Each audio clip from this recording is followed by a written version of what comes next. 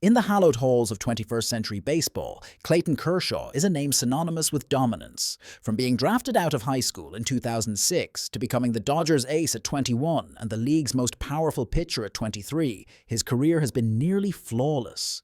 During his 7-year peak, he claimed 3 Cy Young Awards, finished in the top 5 of Cy Young voting for 7 consecutive years, won 5 ERA titles, and even achieved the feat of 300 strikeouts in a single season. Inevitably, comparisons are drawn to another legendary Dodgers southpaw, Sandy Koufax.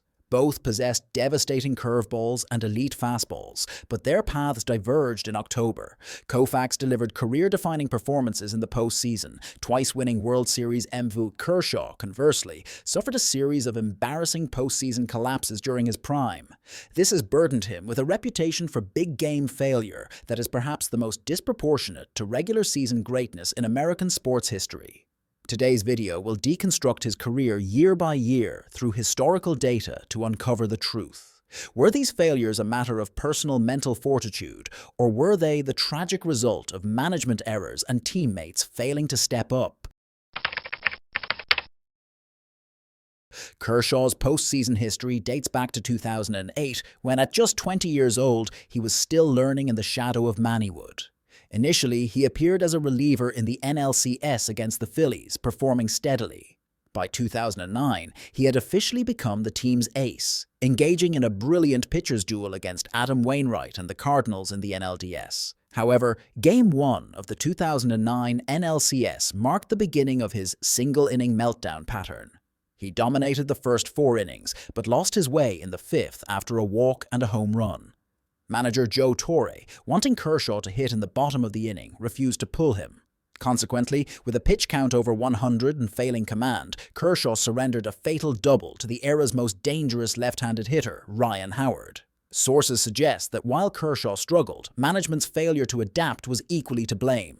This loss foreshadowed Kershaw's future postseason cycle. Once a crack appeared in a high-intensity game, he was often left on the mound until a total collapse occurred. Between 2010 and 2012, Kershaw achieved absolute regular season dominance, winning the Triple Crown and his first Cy Young in 2011, but the Dodgers, under the cheap ownership of Frank McCourt, failed to provide adequate support. It wasn't until the Guggenheim Group took over in 2012 and signed Zach Greinke that Kershaw gained a true partner. In 2013, Kershaw won his second Cy Young with a 1.83 ERA. In the NLDS, he dominated the Braves with 12 strikeouts. But in Game 6 of the NLCS against the Cardinals, a lead evaporated due to defensive errors and a string of hits. Notably, in Kershaw's 2013 postseason starts, the Dodgers lineup failed to score a single run while he was on the mound. While Kershaw's final game wasn't ideal, it is unfair to blame the pitcher when the offense scores only 11 runs across 6 games and offers zero support for their ace. 2014 was a historic year for Kershaw. He won both the Cy Young and the NL MVP. With a 1.77 ERA and a no-hitter in the regular season, he seemed invincible. However, a heartbreaking scene unfolded against the Cardinals in the postseason. In Game 1, Kershaw was perfect through 6 innings with a 6-2 lead. By the 7th, fatigue set in as his pitch count rose and he faced the lineup for a 3rd time. Manager Don Mattingly failed to go to the bullpen, leading to Matt Carpenter's bases-clearing double. In Game 4, pitching on only 3 days' rest, Kershaw collapsed again in the 7th, surrendering a home run to Matt Adams. Analysts emphasize that had Mattingly pulled Kershaw after the 6th inning in each game, his stats would have been a perfect 12 innings with only 2 runs allowed and 17 strikeouts. Mattingly's greed and over-reliance on his ace resulted in an F grade for Kershaw that postseason and left a lasting psychological scar. In 2015, Kershaw reached 300 strikeouts. Against the Mets in the postseason, the same script played out. Mattingly left a bases-loaded mess in the 7th for the bullpen, and Pedro Baez promptly allowed all runners to score. While the runs were charged to Kershaw, the fault lay with the bullpen's collapse. 2016 showcased Kershaw's grit. Despite a back injury, he pitched twice on short rest in the NLDS and even came on to record the save in the final moments of Game 5 against the Nationals. Records show the Dodgers were 3-0 in games Kershaw played that series and 0-2 in games he didn't. This proved that even if his box score wasn't perfect, he was the sole reason the team advanced. Yet, between 2013 and 2016, the Dodgers' offense averaged only 3 runs of support in his 12 postseason starts. In 3 elimination games, the team scored just 2 runs combined. This revealed a cruel reality. Kershaw was expected to pitch a shutout just to have a chance at winning.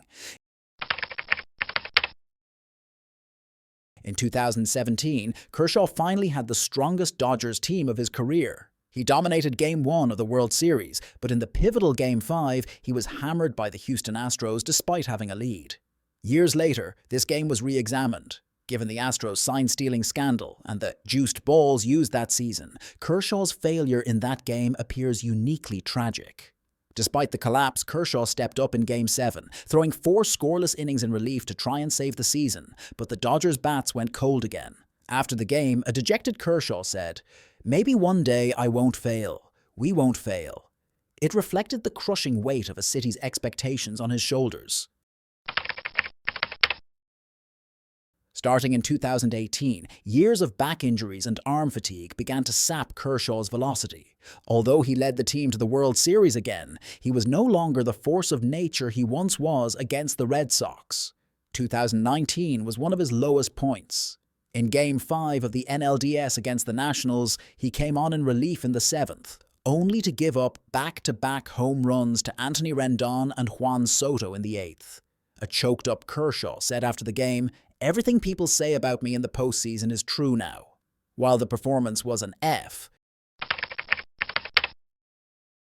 the pandemic-shortened 2020 season unexpectedly gave Kershaw's tired arm a chance to rest.